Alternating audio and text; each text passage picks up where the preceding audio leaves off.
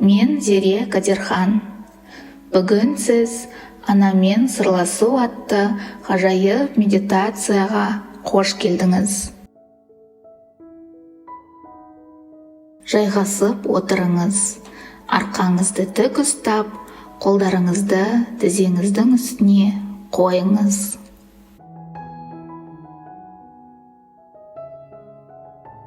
Көздеріңізді жұмып, терең демалыңыз.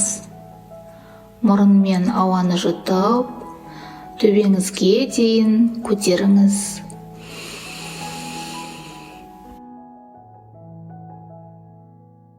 Ауыз арқылы бүкіл ауаны түгелдей шығарамыз.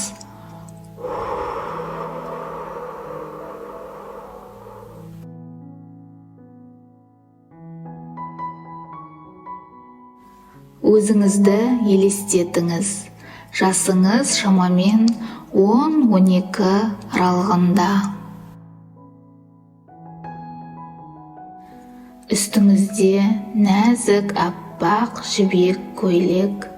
Шаштарыңыз бұралып, беліңізге дейін түсіп тұр. Аяқтарыңызда әдемі жеңіл сандали. Алдыңызда аппақ үлкен есік тұр. Сіз жақындап, есіктің тұтқасын төмен басып, аштыңыз. Есік ашылып, салқын самал жел есіп, шаштарыңызды әдемі желбіретті. Сіз табалдырықтан аттап, әрі қарай өттіңіз.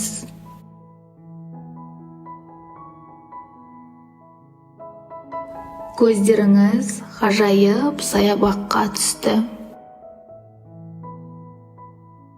Жері кең, жап-жасыл, аяқтардың астынан салқын да ылғал шөптер төсеніп жатты.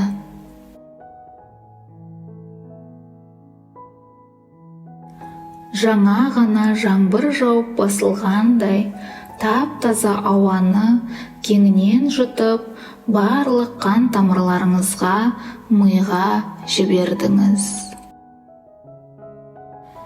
Терең демаламыз. Ауаны мұрынмен жұтамыз. Анау бір саябақтың шетінде 7 түрлі түсті боялған кемпір қосақ майысып тұр екен. Сіз тамсанып, осындай керемет табиғаттың ортасында өзіңізді қауіпсіз, ерке сезіндіңіз. Жақын жерден сыңғырлаған анаңыздың күлкісін естідіңіз.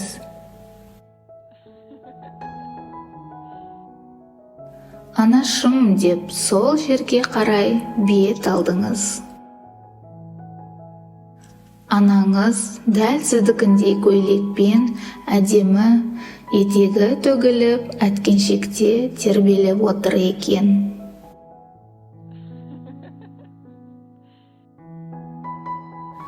Сіз қасына барып, бос әткеншекке отырдыңыз. Екеуіңіз де жарқырап шыққан күннің көзіне қуанып, қайта-қайта одан да қаттырақ тербелдіңіз.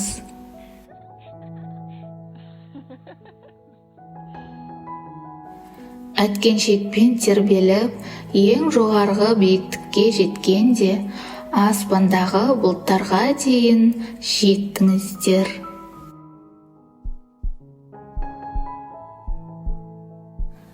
Бұлттар аппақ қардай, жып-жұмсақ мамық мақтадай екен.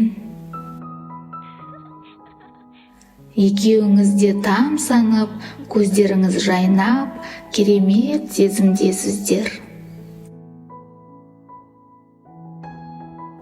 Бір кезде жаныңыздан әдемі аппақ құстар ұшып өтті.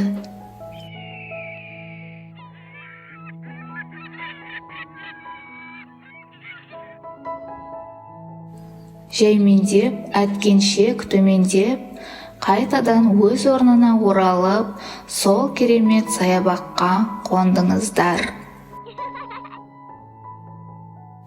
Анаңыз сізді қолыңыздан ұстап, қызым жүре ғой менімен, деді.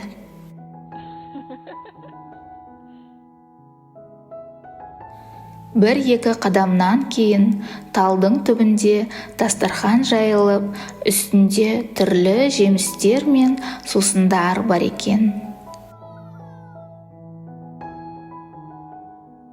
Екеуіңіз жайғасып отырып, дәм тата бастадыңыздар.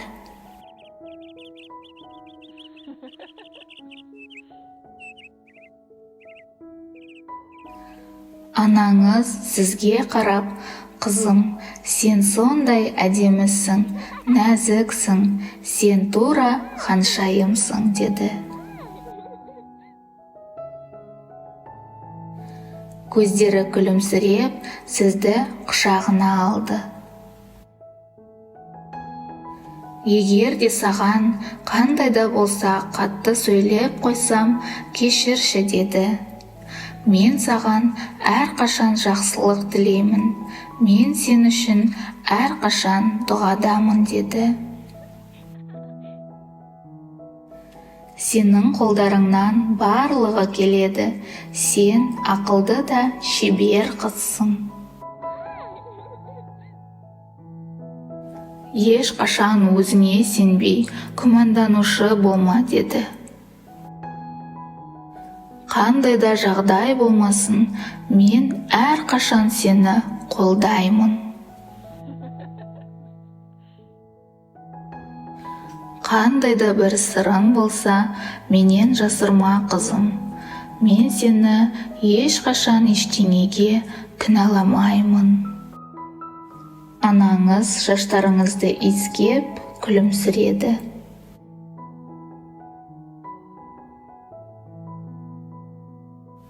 Сіз де анаңызды мойнынан құшақтап еркеледіңіз.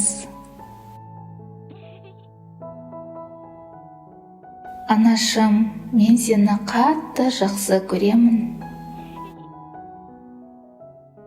Әрқашанда бірге болайықшы, дедіңіз.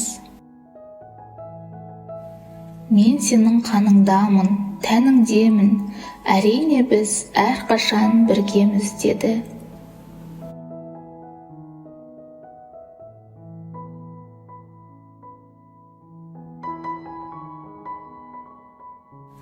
Қастарыңызға бір топ әдемі, сұлу киіктер келіп, сіздерге қап-қара мөлдір көздерімен тамсанып қарап тұрды. Сіз тұрып, біреуін мейізінен ақырын ұстап көріп, мойнынан сипаладыңыз.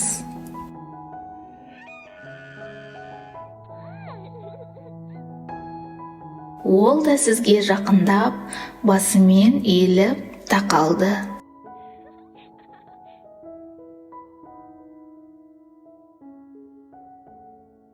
Осындай керемет саябақта, табиғаттың ортасында анаңыз бен сіз еркін сезініп, сыңғырлаған күлкілеріңіз естілді.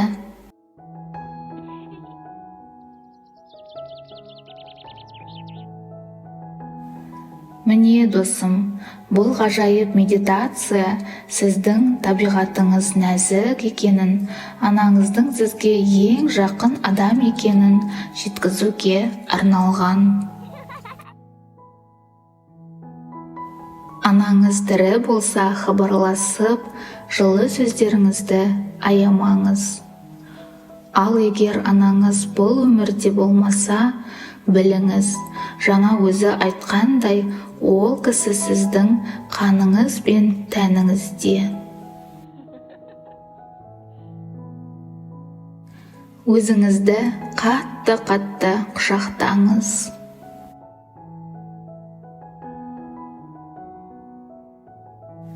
Осымен бұл медитациямды да аяқтайын. Келесіде жүздескенше. Қандай әсер алғаныңызды осы медитацияның астына жазып өтіңіз.